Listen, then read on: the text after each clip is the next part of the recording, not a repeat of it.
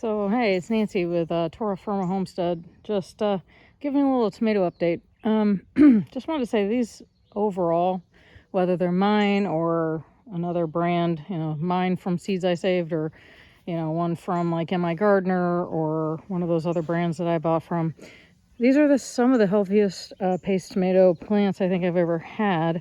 And I just want to point out one thing that I did a little differently this year that I haven't done in past years. In past years, this is, let's see, what's today? June 27th-ish. In the past, I've always made sure to do as the experts say and, remove all the leaves, from like a foot down and break off all of the suckers and things like that. Okay, well, that might work for some people.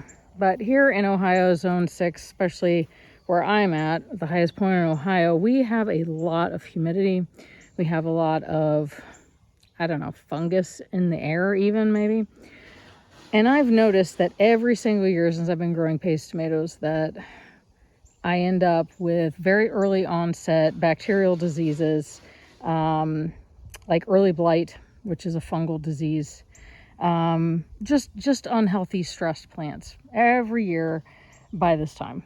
One thing I did differently this year, I have not touched a single sucker. I have not touched any of the leaves and stuff, from the last foot of each plant. And these things are healthy.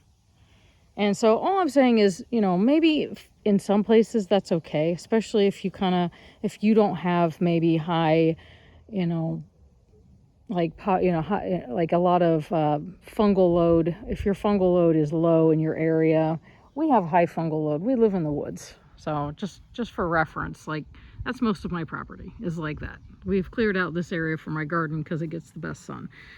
So, but so the soil itself just has a lot of spores in it. And I do, I have rotated my tomato beds. Last year I had them where my corn is currently at, but the thing is I'm always going to keep them in one of these 4 beds, or 5 actually.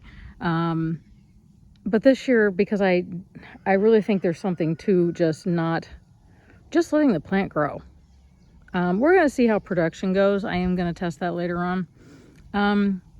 But I really feel like the past several years that I've been growing, especially paste tomatoes, they're an indeterminate plant. So they grow all, summer long, all fall until, the frost kills them. I really think that a lot of the issues I've had have been due to stress plants, in part because of the excessive amount of pruning that I've done. The problem with these type of paste tomatoes is that they're always going to have suckers. They will always create suckers, and then they'll start, even if you snap them off, they're going to create more. And so yes, maybe that does, so they're going to keep growing. They will hit the top of these easily by the end of summer. But one thing I've done differently this year, and maybe they don't tell you to do this, but I took one of these things. These are actually supposed to be for like holding your like heavy tomato fruit up, and actually just kind of secured the sucker. Like that's, because one of these is actually a sucker. A lot of people like to single stem, and in the past I've used the single stem method. There's nothing wrong with that. All I'm saying is if you live in a place where you get a lot of easy bacterial infections for tomatoes or viral infections, or we have an excessive amount of pest pressure. In fact, this is the first year that I've seen, so far, Yah willing, I haven't had too many problems with, like the, what are they called? Flea beetles. I haven't seen too many of those this year. I also haven't had very many leaf hoppers this year. But I think some of that, the reason why you tend to get those problems is because you already have stress plants. If you keep your plants nice and healthy, and part of that is not introducing stuff into the plant by pulling things off unnecessarily, then your plants will be healthy or healthier. I don't know. I've sprayed these with an organic, like neem oil based spray one time. When they were smaller. I haven't done anything since, and so far this is the result. So I just want to give you a quick update, maybe a little bit of advice. If you're noticing those type of problems, maybe try just not pruning.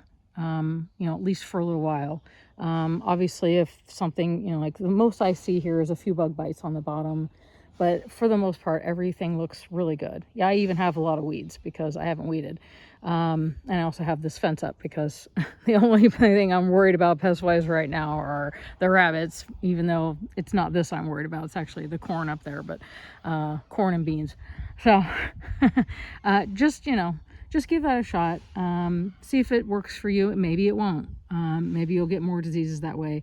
But I mean, we have lots of airflow here. There's a nice breeze coming through. I even have these kind of packed a little bit closer together than what I think the typical recommended spacing is even. So just because I have to maximize here, this is all I got. So just thought I'd throw that out there. Give it a try. Let me know in the comments what you think, or if you've tried it before, or if you give it a shot, and come back and let me know how it goes for you.